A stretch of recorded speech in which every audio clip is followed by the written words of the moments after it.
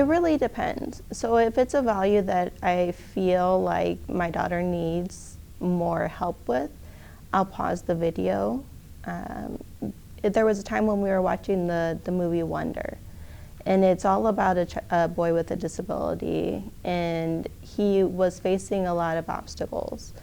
There was a lot of people where he was excluded, and he was facing a lot of kind of meanness by a lot of the people in his school and in his area. And I really wanted to drive home the point that we don't do that to other children. So I actually paused the video and I talked about it with Liliana, and I talked about how he was feeling by what was happening to him, how he felt, just to try to drive home the fact that how would she feel if that happened to her? What do you think that the others, why would they do that to him? What did she think about the whole situation?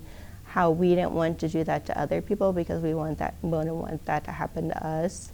And then we continued on with the movie.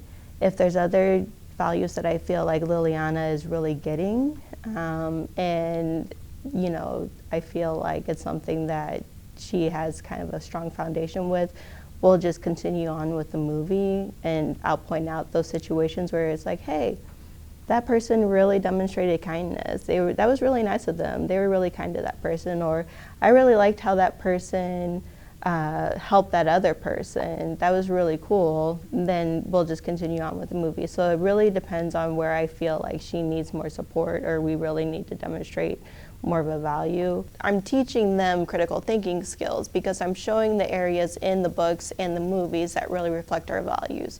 You know, when we're talking about respect, we're talking about love, we're talking about inclusion, we're talking about helping others.